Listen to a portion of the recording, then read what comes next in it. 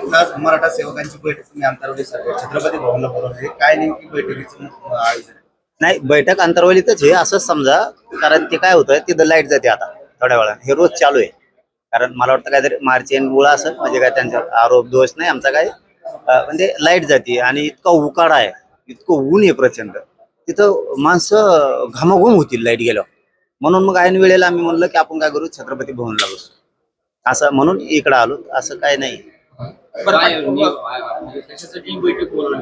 काय होतं बरं का, आम्ही एकत्र आलोय, मराठा समाज एकत्र आला, राज्यातला करोडो समाज एकत्र आला. पण लोकांच्या अडीअडचणी जाणून घ्यायला प्रत्येक गावात एक माणूस असला पाहिजे समाजाच्या हाताखाली काम करण्यासाठी. सेवक म्हणून आम्ही, नौकर म्हणून, त्यात समाधान आहे. समाजाच्या अडीअडचणी सोडून लय अडचणी येतात.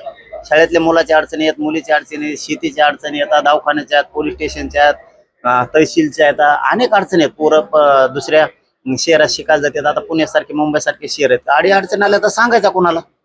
मग वार्डानुसार त्यांना जर एखादा माणूस सेवक म्हणून असला तर त्यांना त्या अडीअडचणी सांगतायत. फक्त अडीअडचणी जाणून घेण्यासाठी तो आपण सेवक दिलेला आहे किंवा द्यायचा आहे. याच्यासाठी हे पहिल्या टप्प्यात आहे. तो सेवक मालक नाही, शाखा प्रमुख नाही, तो अध्यक्ष नाही, अजिबात काही नाही. एक सेवा करण्यासाठी, समाजाच्या अडीअडचणी जाणून घेण्यासाठी ते आपण दिला पाहिजे. यासाठी आम्ही आज पहिल्या टप्प्यात हे करतोय. पहिला टप्पा आहे, आणखी 8 टप्पे होते. राज्य खूप मोठं आहे, खूप मोठं आहे. आणि काय होतं बरं का, आमच्या गोष्टी गावापर्यंत माहित होत नाही किंवा गल्ली गल्लीत माहित होत नाही. गल्लीच्या अडीअडचणी आमच्यापर्यंत माहित होत नाही. खरं मूळ कारण हे. मग एखाद्यावर जर अन्याय झाला, एखाद्याची अडीअडचण जर सुटली नाही, आम्हाला 2-3 महिन्यांनी माहित होतं, तर ते अन्याय करून का बसतं घरात. गोष्टी माहीत झाल्या, किमान आपण त्यासाठी प्रयत्न करू, त्यांच्यासाठी मदतीला जाऊ. काय अडचणी नाहीत आज. कारण काय झालंय, आरक्षण नसल्यामुळे समाजाचं लय वाटोळं झालं. म्हणजे थोडक्यात असं म्हणलं ना, आमचं भविष्य आणि आयुष्य आणि अस्तित्व खाक करून टाकलं ह्या लोकांनी, ह्या राजकारणाला खाक करून टाकलं. राबायचं नुसतं, मरणाचे कष्ट करायचे, आणि लेकराला नोकऱ्या नाही लागल्या, शिक्षण नाही मिळालं, लय अडचणी उभा राहायला लागल्या. मग आपण असं ठरवलं की गाव पूर्ण आपलंय, राज्यातले गाव आपले. पण मग त्यांना एखादा माणूस त्यांचंच लेकरू, त्यांच्याच अडीअडचणी जाणून घ्यायला, त्यांच्या हाताखाली जर एक माणूस दिलं तर ते काम सांगतील ना, की बाबा अशी अशी अडचण होती, असा प्रॉब्लेम आहे, ते आपण सोडायचा प्रयत्न करू. म्हणून तो द्यायचा, तो मालक नाही. एक दुसरा प्रश्न, छत्रपती शिवाजी महाराज वादग्रस्त दुबईला फरार झाल्याची माहिती सकाळी समोर आलेली आहे. पोलिसांना इतके दिवस झाले पण प्रशांत कोरेटकर सापडले. सोयरा आहे ना, सरकारचा सोयरा आहे ना तो, त्याच्यामुळे सापडणार नाही ना. बाकीचे असते तर आतापर्यंत नसले कशात तरी मध्ये टाकले असते, नसले कशात. त्याच्यावर देशद्रोहाचा गुन्हा दाखल करून त्याला जेवढ्या मकोकासारख्या जेवढ्या कलम आहेत तेवढ्या त्याच्यावर टाकल्या पाहिजे. जर तुम्हाला खरंच राजाचं प्रेम आहे ना, छत्रपतींचं प्रेम आहे ना तुम्हाला, आणि मग आज देहा दुपारा हिंदूतले काही जण म्हणतो आम्ही, रासरोज छत्रपती शिवरायांचा अपमान करतायत, जिजाऊंचा करतायत, छत्रपती संभाजीराजेंचा करतायत. हे दिसत नाही तुम्हाला? हे दिसत नाही का? काय केलं यांनी फक्त आमचा वापर केला भांडणासाठी.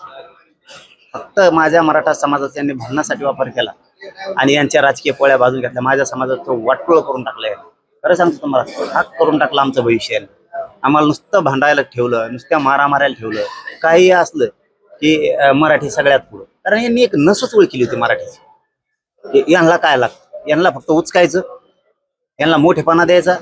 मराठी भांडणं खेळतात, मलिदा आपण लाठी जायचं, सत्ता आपण भोगत जायची. इतक्या वाईट नियतीचे, क्रूर आणि सूड भावनेनं वागणारा माणूस जर म्हणलं तर देवेंद्र फडणवीस. नुसता वापर केला माझ्या समाजाचा, नुसता वापर केला माझ्या समाजाचं वाटोळं केलं यांनी. त्यामुळे आता आम्ही हुशार झालो. आम्ही बघू पंच्या दिवशी काय करायचं ना, ते आम्ही आमचं बघू. तुमचं हिंदुत्व आम्हाला परवडत नाही आणि ते नको दे. आम्हाला छत्रपतीचं हिंदुत्व मान्य आहे आणि त्या हिंदुत्वावर आम्ही चाललेलो आहे. आता नुसते निषेध करून चालणार नाही. आता छत्रपती शिवराय महापुरुषांवर बोलणाऱ्याला धडा शिकवावा लागणार. पाटील कोल्हापूरची पोलिसांची टीम कित्येक दिवसापासून त्यांच्या मागावर होती, तरी देखील ते फरार झाल्याची माहिती. पोलिसांचं अपयश म्हणावं का? नाही, पोलिसाचा अपयश नाही.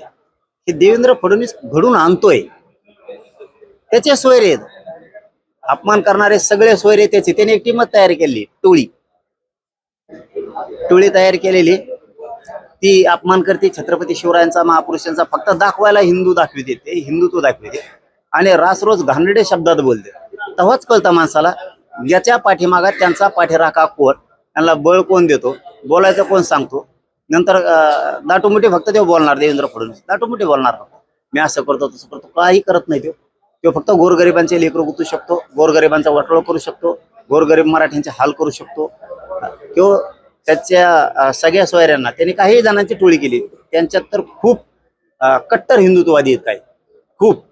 पण काही जण त्यांनी जाणून बुजून अवमान करायसाठी ठेवलेले, जाणून बुजून. त्याला हे बघा, आता आम्हाला कळालंय आमचा वापर 70 वर्षात नुसता भांडणासाठीच केला आहे, दंगली करायसाठी, भांडणं करायसाठी एवढाच आमचा वापर केलेला आहे. आम्हाला तुम्ही भविष्य देणार आहेत का नाही, आम्हाला बळ देणार आहेत का नाही. आम्ही जर हिंदूचा मोठा हिस्सा आहेत, आम्ही जर हिंदू आहेत, तर मग आम्हाला मोठं कधी करणार आहेत, आम्हाला बलशाली कधी बनवणार आहेत, आमच्या रोजीरोटीचं काय, आमचे प्रश्न कधी सोडवायचे. हिंदू हिंदू म्हणून आमचा घात किती दिवस तुम्हाला करायचा. आम्हाला बळ द्या ना. धर्माचं रक्षण करणारी जात ही मराठा, हिंदू धर्माचे रक्षण करणारी मराठा जात आहे, तिला संपवायला लागलात राव तुम्ही. गोड बोलून ती बी फक्त मतदानासाठी आमचा वापर करताय आणि मारामाऱ्यासाठी, दोनच काम. आता आम्हाला आम्ही आमचे हुशार झालो, आम्हाला कळतंय काय करायचं. एबीपी माझा, उघडा डोळे बघा नीट.